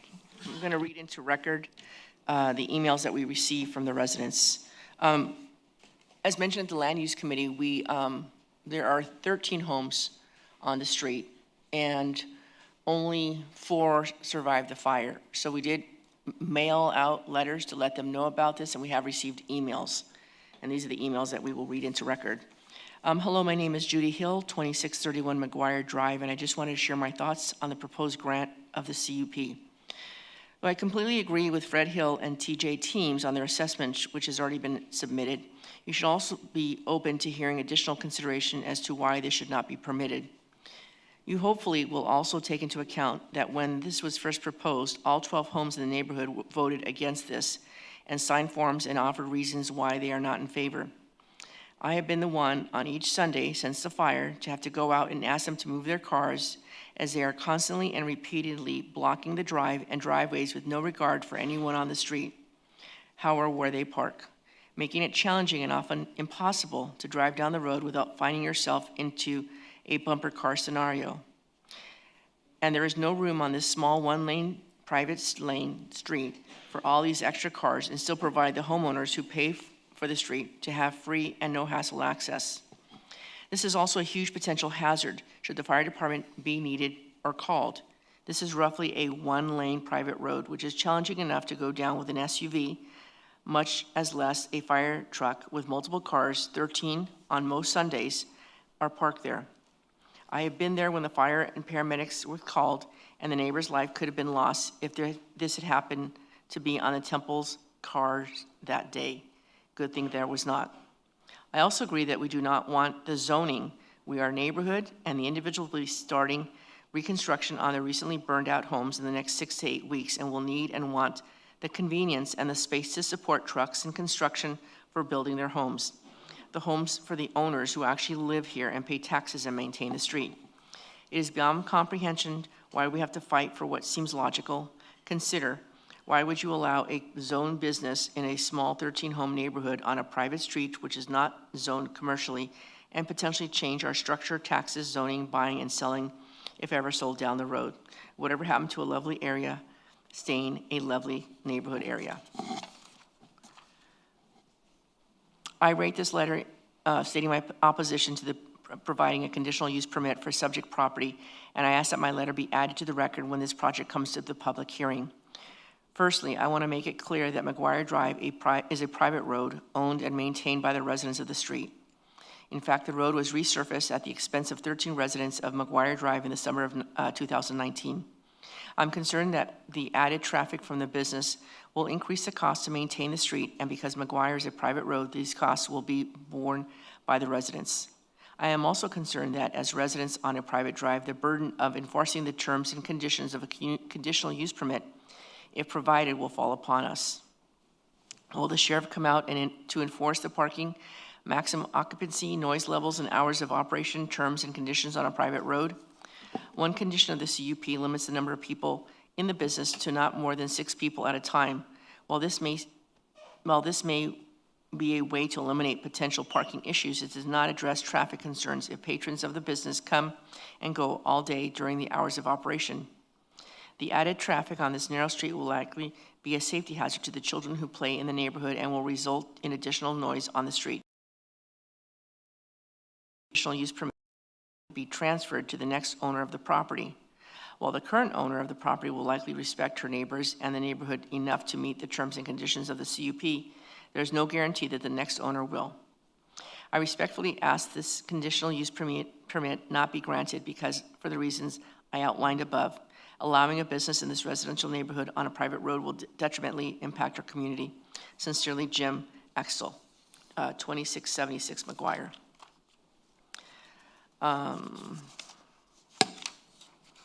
To whom it may concern, my husband and I strongly oppose the conversion of a single-family home located at 2637 McGuire Drive into a meditation and learning center for Buddhism for a variety of reasons. It is our sincere hope that your committee will listen to the collective concerns of our close-knit community and vote against this action. McGuire Drive is a private road maintained by 13 collective families that reside here. We all assume all liability and responsibility for the upkeep of our private street. We recently had our street repaved in June 2019, a cost that was shared across the collective families. Conversion of this single-family residence into a business could create more traffic along with additional wear and tear on our road. Because we have no through access, we enjoy very limited traffic flow, which allows our children to play freely throughout the day. You can frequently see neighborhood children skateboarding, scootering, or riding bikes up and down our street. With the addition of a business on our street, we will lose this. We cannot guarantee that visitors to the center will be as cautious and follow the same protocols that we have worked to establish. Parking is also a big concern for us. We have limited parking for our families and guests. As a community, we work together to make sure that everyone has a place to park should they need additional spaces. There's no guarantee that the visitors to the center will follow our established norms, nor will we have anyone monitoring the situation. This places an unfair burden on our McGuire community. In addition to the issues listed above, we are most concerned about future implications and what could happen should the current owner decide to sell. Each family has moved onto the street because we value the peace and tranquility that this private family neighborhood provides. We work hard to maintain a safe and close-knit community. When my husband and I purchased our home almost 20 years ago, we wanted a safe, quiet community where we would be able to raise our family. We have treasured our time on McGuire and consider ourselves lucky to have found such a fabulous neighborhood. Allowing the conversion of a single-family home into a business, any business, will change the landscape and feel of this small family neighborhood. Along with our neighbors, my husband and I urge you to strongly consider the adverse impact that this conversion will have on our privately owned road. Sincerely, Chan and Christina An. And I have one more.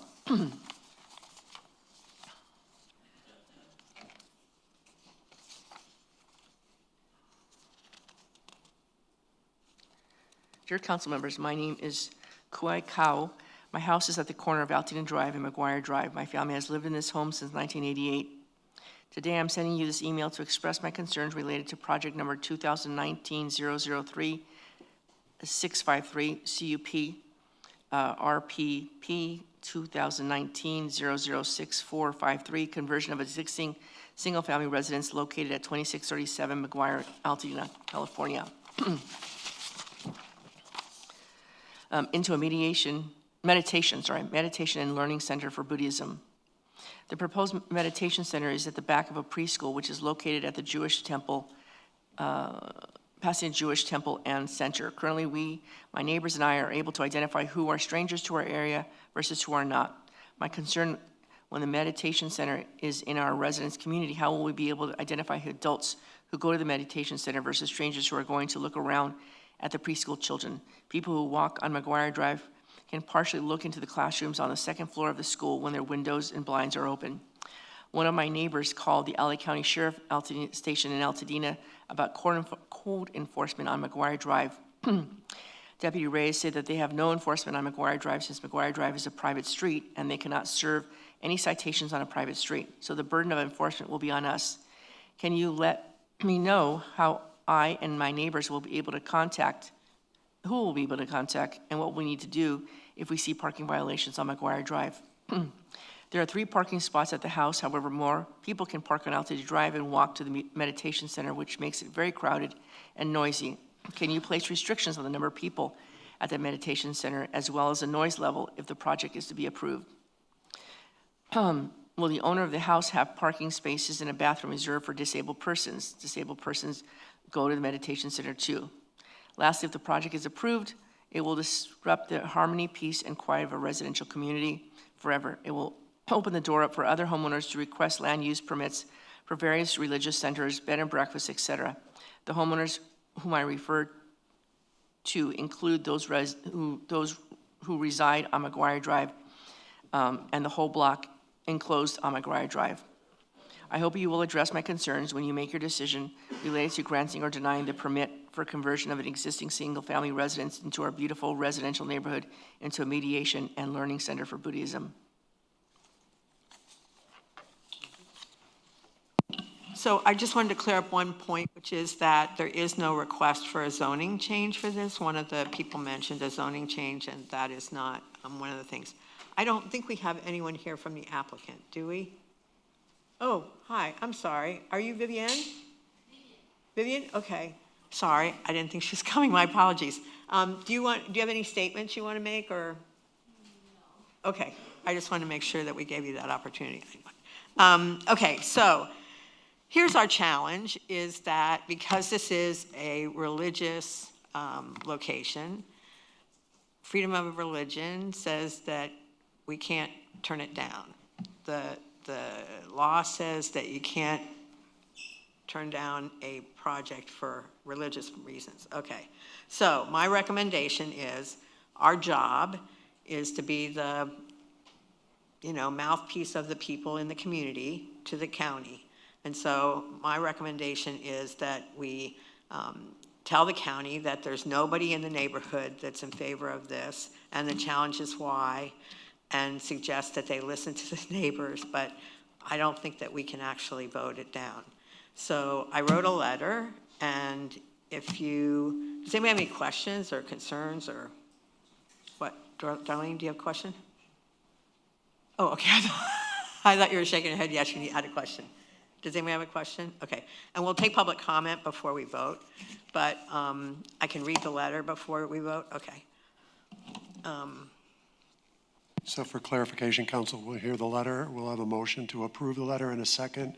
Then we'll have discussion and any extra public comment. And this is a letter to the regional planning director.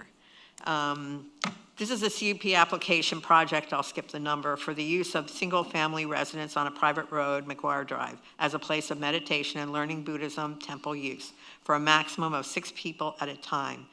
The temple is open every day from 9 to 5 and holds events every Sunday from 9:30 to 3 p.m. Since 2020, this project has been opposed by all residents of the private road on which this temple exists. Community outreach. The ATC provided multiple opportunities for public comment, including land use committee meetings and the town council meeting. In addition, direct community outreach was completed by mail via U.S. Post Office notification of hearings to obtain feedback and canvassing the remaining houses on the road. All residents expressed opposition to the project. Because this is a private road, there is no county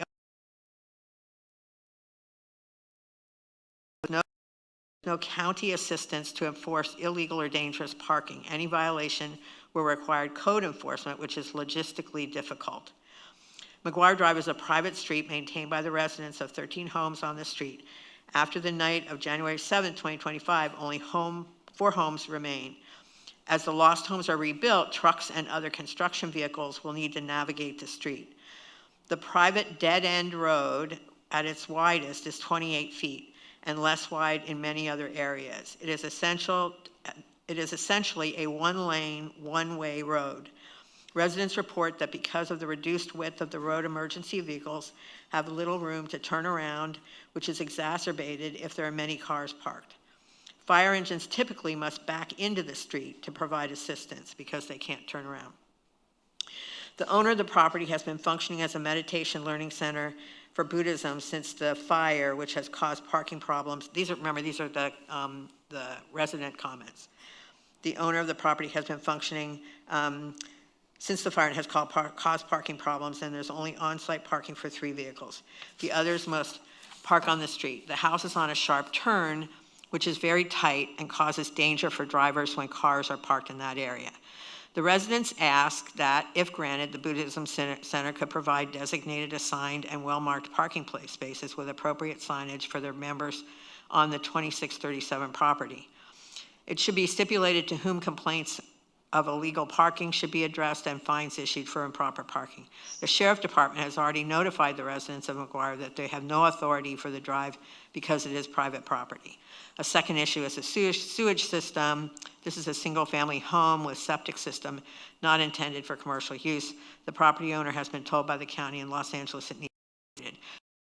There's a resident comment that has resolved. Public Works is already involved. My conclusion. Since 2020, this project has been opposed by all residents of the private road on which this temple exists due to the items referenced above. Because of the unique use of this single-family residence on a private road, it poses challenges that having this business on a public road would not encounter. The county is unable to provide support for parking enforcement, and the added traffic parking puts the residents at increased risk because of the width of the road and lack of parking areas. The Altadena Town Council recommends that the Department of Regional Planning take all of these negative impacts to the rest of the residents on the street, take into consideration, all these negative impacts to the rest of the residents on the street and support their request to deny the project. Thank you for your attention. Do we have a motion to send the letter? We're going to talk about it first? Oh, we'll do the Probably, motion in a yeah. second, and then we'll have discussion. Oh, okay. Oh, yeah, because we won't vote, okay.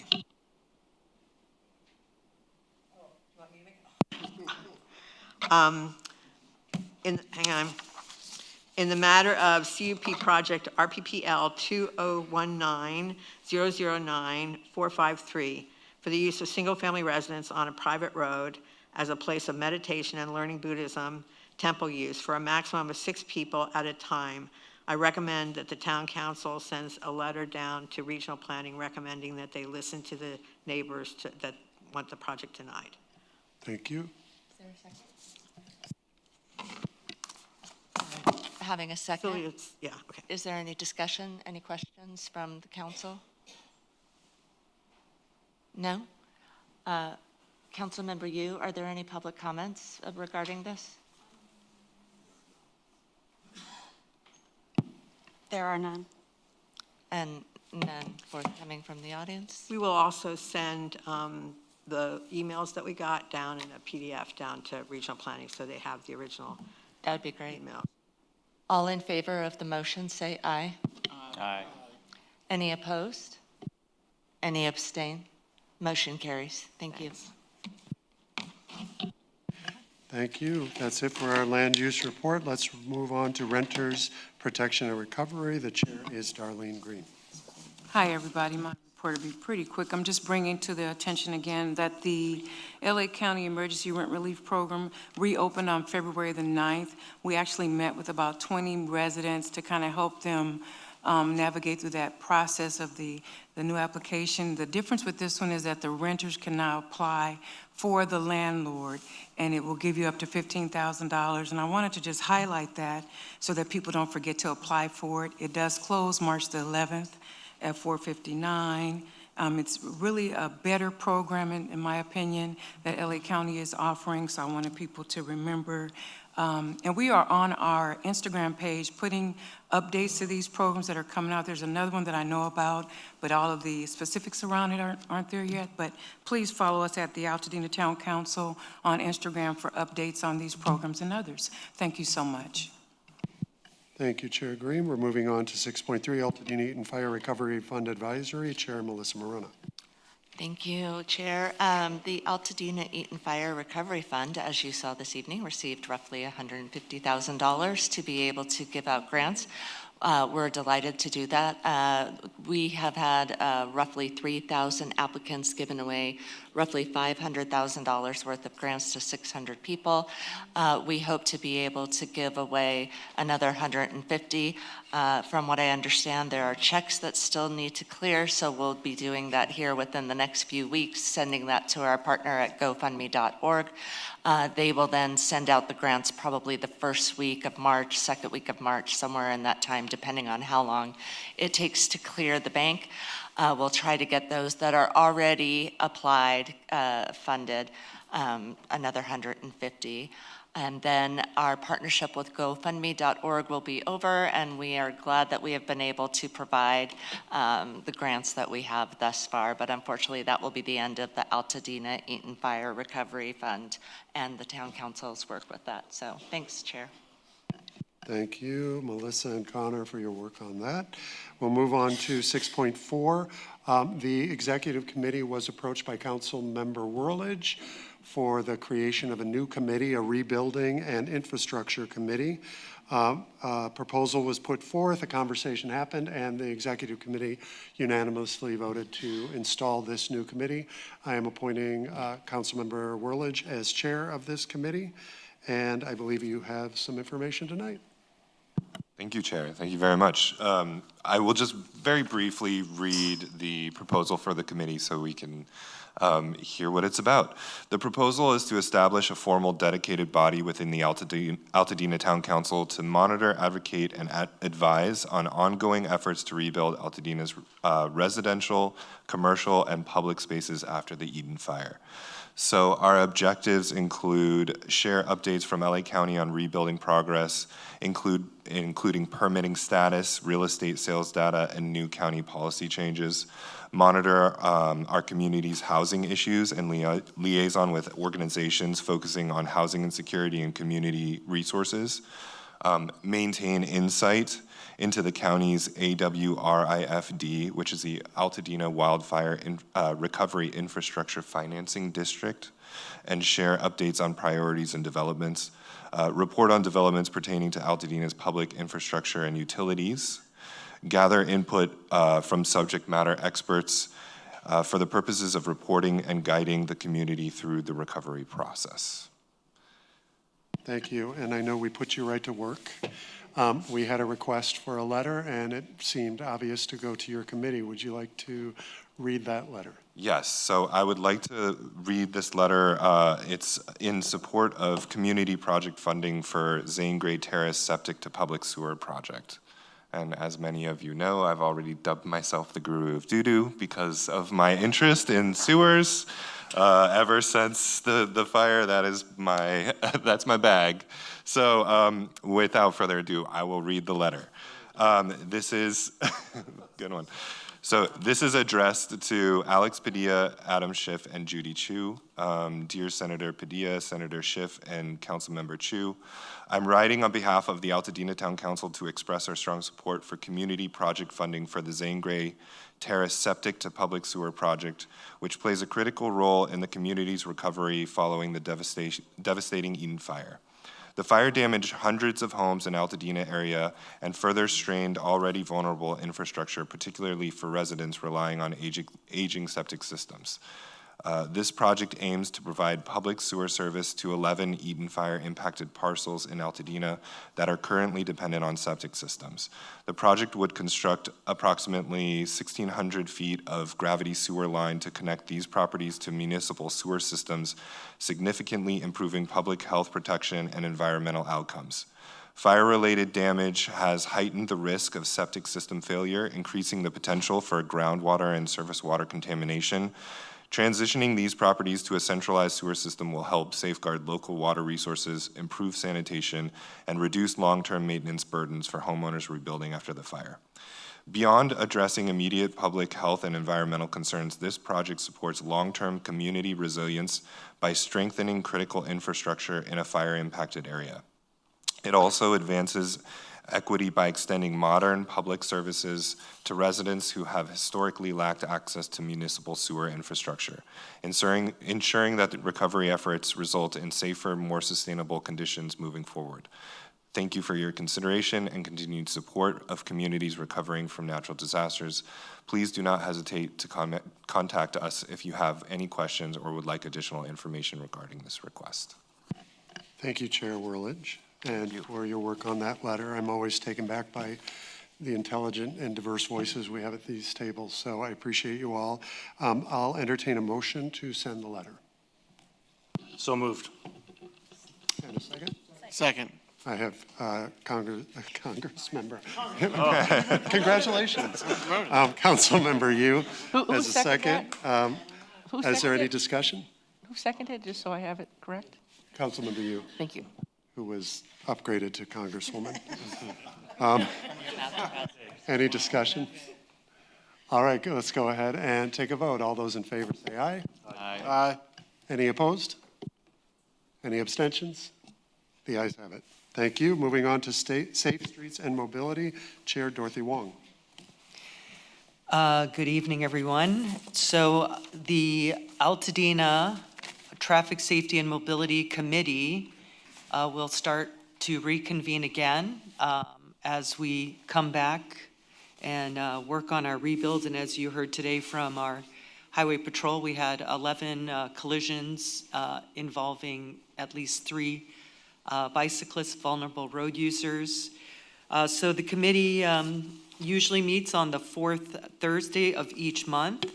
And at the same time as we look ahead, the county is updating the Vision Zero Action Plan, which includes potential programs such as safe routes to schools, which before the fire, I think we had these amazing walk to school day events with hundreds of children, parents walking to school.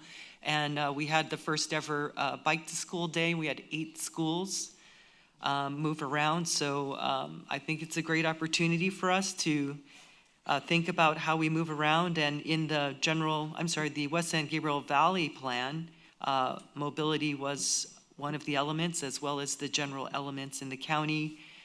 So mobility involves bicycling, pedestrian plan, which there was a grant proposal to potentially fulfill the pedestrian plan element specific for Altadena, so cross our fingers on that. And I think that's it. So we'll just get slowly started and convene with community. Thank you, Chair Wong. You've been doing this work for a long time, and we truly appreciate it. I would encourage all the chairs to have some regularity with your meetings that we can post on the website, because beyond these tables, we have a lot of intelligent Altadenans ready to dive in and do work with you. All right, we're going to move on to general public comment, and I will give it to Recording Secretary, Council Member Yu.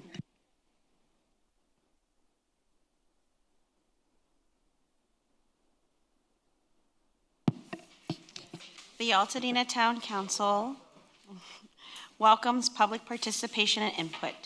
To make a public comment, please fill out a comment card found in the back of the meeting room and hand it to a council member at any time before or during the meeting prior to the general comment period. Comments are limited to no more than 2 minutes.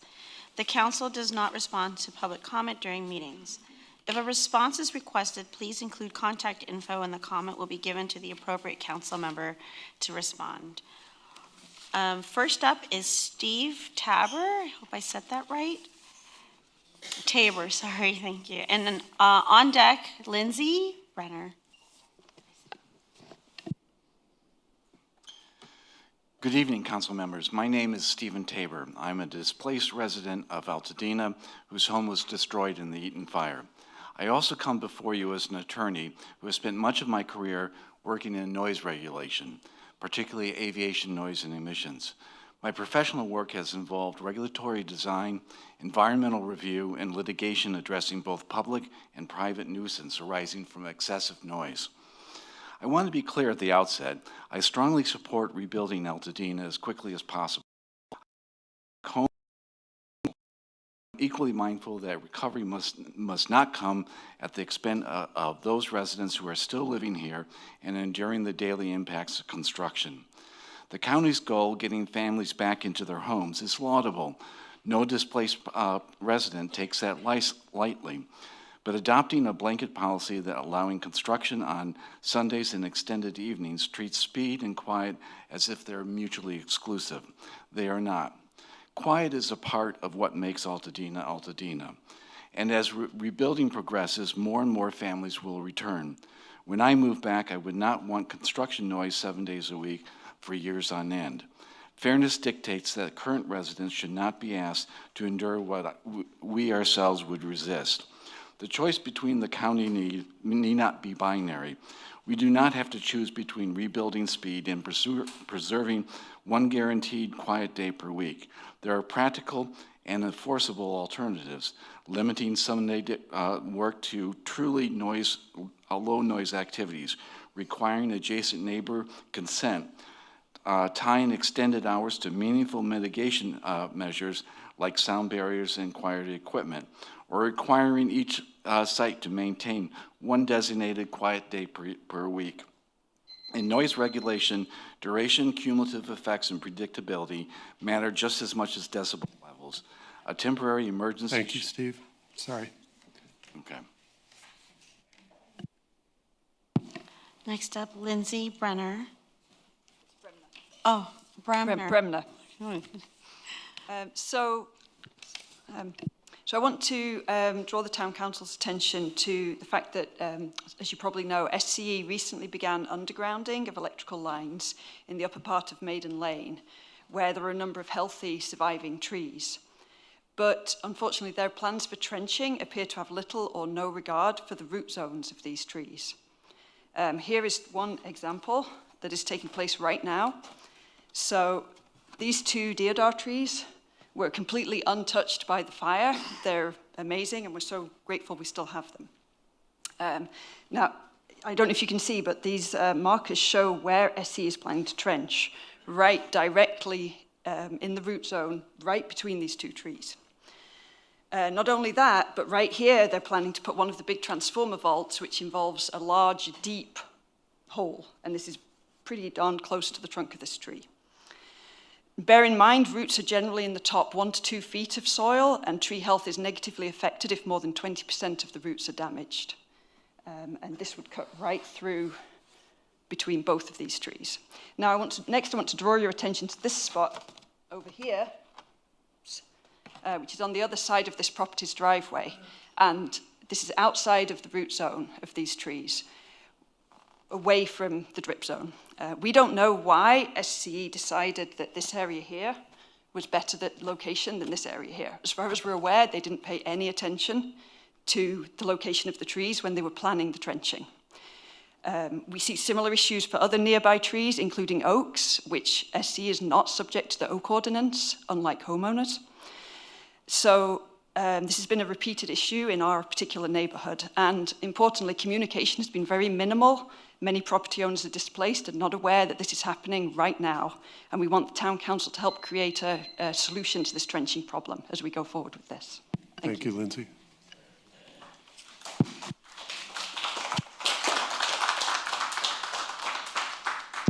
Next up, Nancy Robb.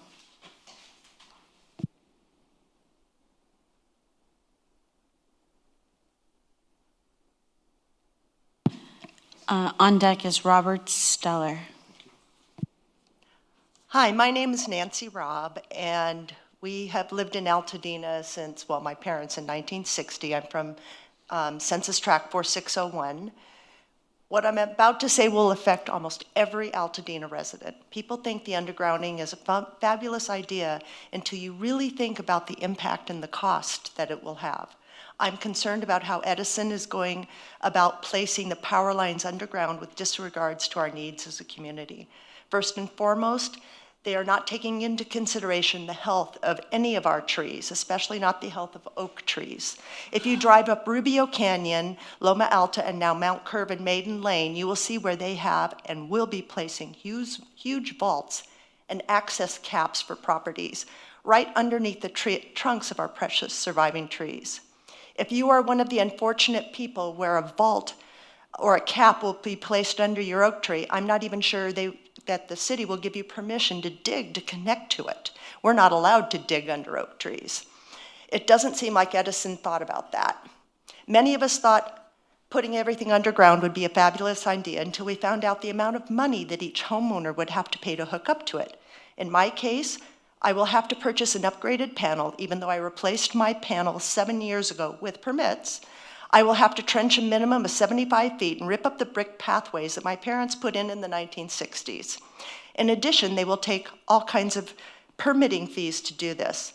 My entire property is covered with oak trees, so I'm going to have to get permits for at least 3 trees. I have been given an approximate estimation of at least $30,000 to hook up to the electricity for my property alone. And I'm sure there are many other people that are going to be affected this way. Our community has suffered enough, not only that we have lost over 9,000 homes, but we lost the majority of canopy of our trees. Let me put a personal spin on this. Okay. Well. Sorry, thank you, Nancy.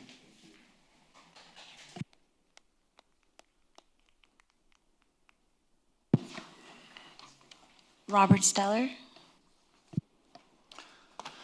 Good evening. I'm Rob Steller, and I'm concerned by the great disparity between what our community believed was the promise of undergrounded utilities and what will actually be the outcome of this project. Neither I nor my neighbors have received formal communication from Edison explaining what the undergrounding process would look like, how it would impact our neighborhood, what it would cost us, or what it would look like when completed. I've seen excavations and locations chosen by Edison and approved by their arborists that appear to violate accepted tree care protocols, as well as LA County's own oak tree ordinance, which, to my shock, Edison is not required to follow. This may unnecessarily endanger our remaining trees. I've been told by Edison engineers that if a surviving home does not wish to install an underground service connection to their meter box, they will provide an overhead connection by placing a pole in the front yard to bring the underground service up and carry it to the existing rooftop service entrance. If there are several adjacent homes, these service entrance lines may be supported on the existing poles as they are now. That's what this is in this picture. This only allows Edison to remove the top 25% of the pole after they've removed the power lines and the transformer from it. Edison has stated that AT&T and Spectrum declined to participate in the undergrounding. This will necessitate leaving at least 50% of the pole's height in order to carry their lines. So in addition to this, the occasional pole that may be placed by Edison in our front yards and the transformers that will be placed in front of every 8th house, this is not the aesthetic improvement that we expected.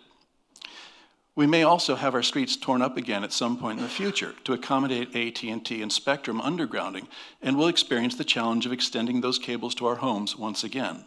We are presently struggling to fund the Edison service connection, and we're setting our community up to needlessly repeat the same expensive drama at some point in the future. Thank you. Thank you.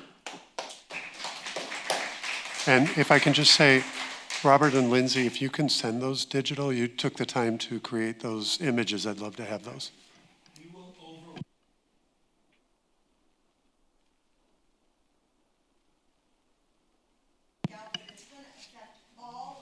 Go ahead, Kim. Richard Reber.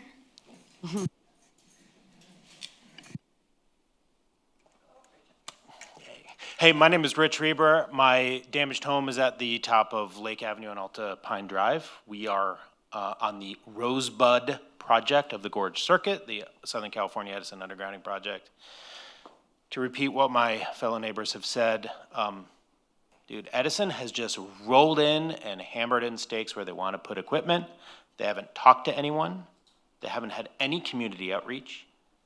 The only reason we know about undergrounding is because we're here, right? We're active and we understand it.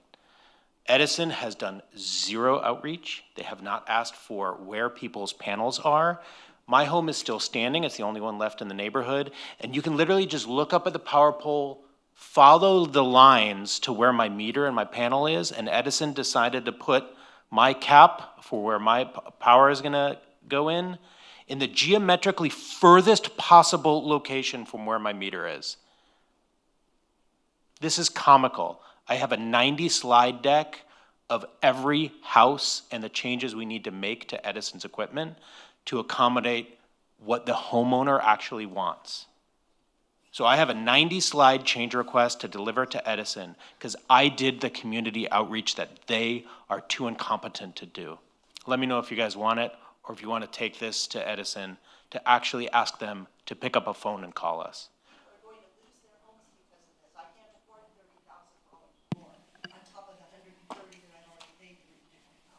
Thank you very much. I give the remainder of my time to anyone there. Thank you. Is there any others? All right. Thank you, public, for that general comment. We're moving on to census tracts reports. 8.1, 4610.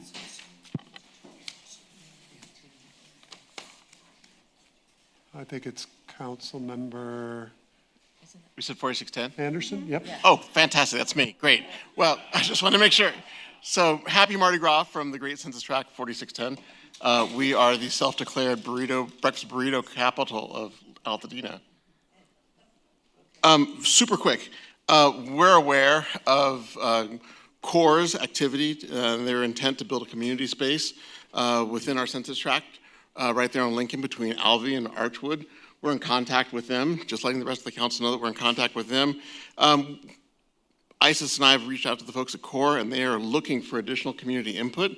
So for those of you who are have concerns or any comments and feedback with regards to that space, please be sure to reach out to Isis or me, and we will also be including that with our canvassing efforts that are upcoming. So that is our census tract report. Thank you, Councilmember Anderson. And we move on to 8.2, 4601. Councilmember Chipola. Thank you, Chair. I want to first say thank you to all residents who showed up today and braved the weather to speak their mind. They are a small fraction of the residents that share these deeply held concerns, or that are fuming mad about Edison's undergrounding the way it's been rolled out. Councilmember Rolich and I share all of those concerns. We're personally affected by the same cost, the same loss of trees, the same blight that these transformers and vaults will pose to our community. We are pulling every lever that we possibly can alongside our neighbors to get this rectified. I would encourage every single resident in 4601 and beyond, anyone affected by undergrounding, and it will come for everyone in Altadena, to reach out to your electeds, to reach out to SE, to reach out to anyone, media outlets who have great interest in this right now. Pull every lever at your disposal to make sure that SCE does right by us because we deserve it. And I look forward to the work that Councilmember Rolich is going to do on the Utilities Committee, and that is my census tract report. Yeah, we're not going to let this go. Thank you, guys. That concludes my report. Thank you, Councilmember Chipola. Vice Chair. Thank you. As a note, the Acona meeting will have SCE there at their meeting next week where they will do a further presentation, and there may be some question and answer time where you can write in and note that. There's definitely question and answer. That's the forum. No, this is at the Acona meeting next Tuesday, a week from tonight. We'll get you that information. We have their cards, so we'll be handing your cards along to the appropriate council member. This is a good spot to remind the public that everyone in front of you is volunteers. And while we are not an official government organization, we sit, as Councilmember Murkison pointed out, to amplify your voices. So we're glad to have you here. And I will entertain a motion to adjourn. Councilmember Carmody, and a second by Councilmember Murkison. All in favor, say aye. I'm sure the ayes have it. Thank you.